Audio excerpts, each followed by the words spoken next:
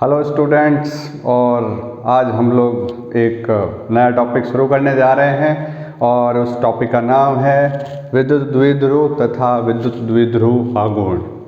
बहुत बढ़िया टॉपिक है और इसके जो डेरिवेशंस है, द्विध्रुव के कारण विद्युत क्षेत्र की तीव्रता अक्ष पर और निरक्ष पर, ये एग्ज़ाम में जनरली पूछा जाता है डेरिवेशन।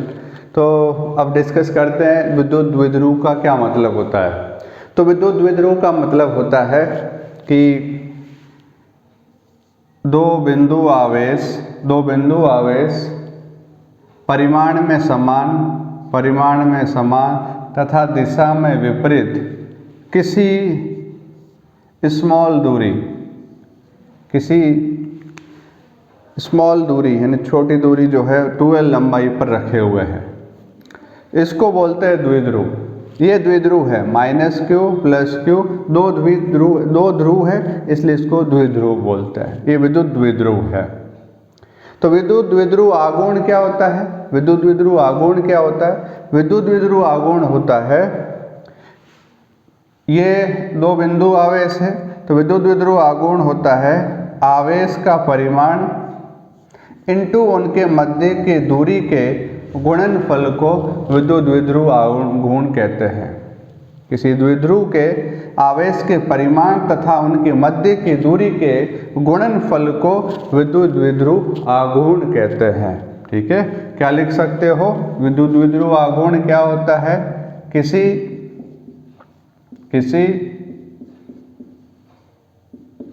द्विध्रुव के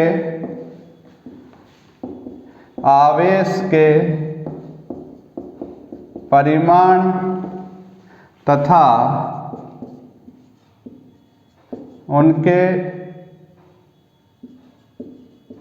मध्य की दूरी के गुणनफल को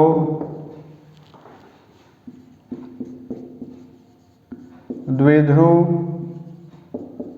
आघूर्ण कहते हैं। द्विध्रुव आघूर्ण कहते हैं। किसी द्विध्रुव के एक आवेश के परिमाण तथा दोनों आवेशों के मध्य की दूरी के गुणनफल को द्विध्रुव आघूर्ण कहते हैं। इसका मात्रक होता है कूलाम इंटू मीटर। सेंटीमीटर नहीं लिखा है, सेंटीमीटर नहीं लिखा है। आवेश का परिमाण कूलाम में, लंबाई को बोलते मीटर, तो यह आ जाएगा कूलाम इंटू मीटर। यहाँ एक सदिश राशि है, यह एक सदिश राशि है जिसकी दिशा, यह एक सदिश राशि है जिसकी दिशा -q से +q की और होती है, -q से +q की और होती है। यानी द्विध्रुव आघूर्ण एक सदिश राशि है जिसकी दिशा -q से +q की दिशा में होती है। और विद्युत क्षेत्र पूछा जाए तो विद्युत क्षेत्र की विद्युत बल रेखाओं की दिशा प्लस से माइनस होती है, प्लस से माइनस। विद्युत क्षेत्र की दिशा इधर होगी और द्विध्रुव आघूर्ण की दिशा -q से +q होती है।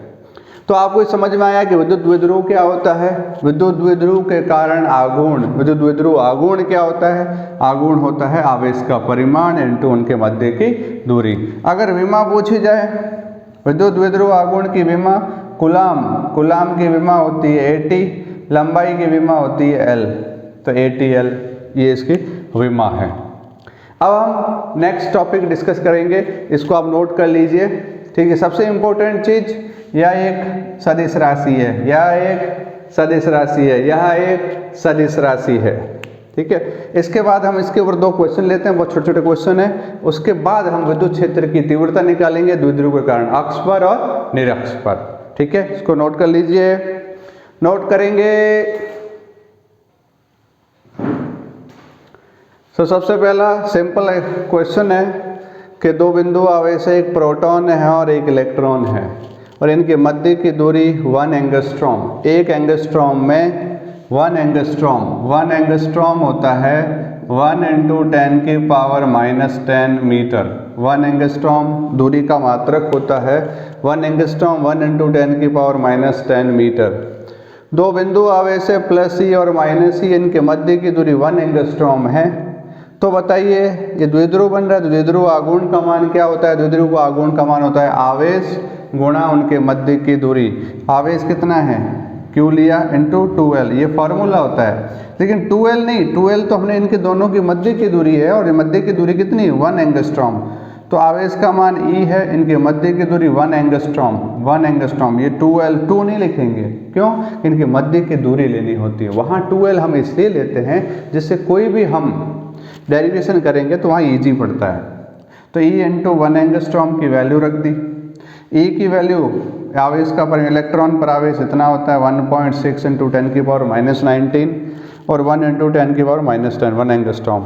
-19 -10 बेस सेम है तो घातें जुड़ जाती है, -19 और 1 कूलाम इंटू मीटर। बहुत सिंपल क्वेश्चन था, द्विध्रुव आघूर्ण निकालना।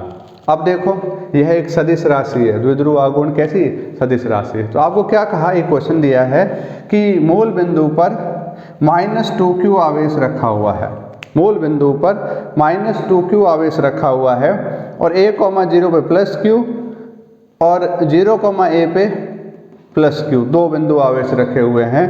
तो आपको पूछा है कि इनका परिणामी द्विध्रुव आघूर्ण बताओ, इनका परिणामी द्विध्रुव आघूर्ण बताओ। अब देखो ये -2q तो उसको लिखा -q प्लस q एक द्विध्रुव बना, -q प्लस q एक द्विध्रुव बना, दो द्विध्रुव बन गए। और इनका परिमाण कितना होगा? ये द्विध्रुव है, इसको P1 लिखा, ये आ गया Q इंटू A। ये द्विध्रुव है -q से +q इस दिशा में, और यहाँ ये इस दिशा में, माइनस से प्लस की ओर होती है, तो P2 हो जाएगा Q इंटू A। यानी P1 P2 का परिमाण बराबर है। P1 लग रहा है x एक्सिस में, P2 लग रहा है y एक्सिस में। क्या है? द्विध्रुव आघूर्ण। यह एक सदिश राशि है। जब एक बिंदु पर दो सदिश होते हैं और 90 डिग्री पे होते हैं तो उनका परिणामी r² बराबर a² plus b² plus 2ab cos 90, और cos 90 0 होता है। तो r² बराबर a² प्लस b²। कूलाम नियम का पहला वीडियो देखेंगे, कूलाम नियम के ऊपर न्यूमेरिकल करवाएं, उसमें हमने इस शुरुआत में बताया। तो यहाँ पे हम परिणामी लिखेंगे, परिणामी का p² बराबर p1² प्लस p2² और 2p1 plus 2p1 p2 cos 90 0 होता है, इसलिए पूरा का पूरा 0। तो p बराबर, ये तो वैल्यू सेम है तो इसको लिख सकते हैं 2p1² और रूट लगा देंगे, तो p बराबर आएगा √2p1, √2 p1 की वैल्यू कितनी? q into a, q into a, q into a, coulomb into metre, coulomb into metre, coulomb into metre. तो द्विध्रुव आघूर्ण का मात्रक हो जाएगा कूलाम इंटू मीटर।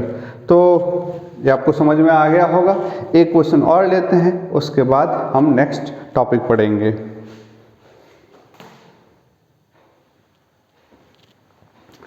अब हमें एक त्रिभुज दिया हुआ है, ट्राइंगल दिया हुआ है, ट्राइंगल के कॉर्नर्स पे -q और यहाँ +2q आवेश रखा हुआ है। तो आपसे पूछा है इस पूरे निकाय का परिणामी द्विध्रुव आघूर्ण का मान ज्ञात करो, विद्युत द्विध्रुव आघूर्ण का मान ज्ञात करो। ठीक है, समझ में आ रहा होगा। नहीं समझ में आ रहा है तो इसको बार बार देखो, प्रीवियस वीडियो देखो, जिससे आपको ये टॉपिक क्लियर हो। ठीक है, अगर नहीं आया तो इसको लिखने की हैबिट डालो। देखने से, सुनने से चीज़ें परमानेंट नहीं होगी। ठीक है, आपको बार बार थोड़ी सी मेहनत करनी पड़ेगी, और अगर मेहनत करोगे तो फिजिक्स बहुत अच्छी हो जाएगी। हार्ड वर्क तो करना पड़ेगा। तो यहाँ देखिए -q और यहाँ +2q है, तो इसको हमने दो भाग में बांट दिया, +q लिख दिया। -q से +q, द्विध्रुव आघूर्ण एक सदिश राशि है जिसकी दिशा -q से +q इधर हो जाएगी। P2 लिख दिया हमने इसको, ये P2 है, और ये -q से +q P1, और इन दोनों के मध्य ये 60 डिग्री तो ये भी 60 डिग्री, और परिणामी इनके बीच में P ले लिया। P1 का मान कितना? Q into A। P2 का मान कितना? Q into A। अरे आवेश का परिमाण और उनके मध्य की दूरी, इसका मतलब P1 बराबर P2।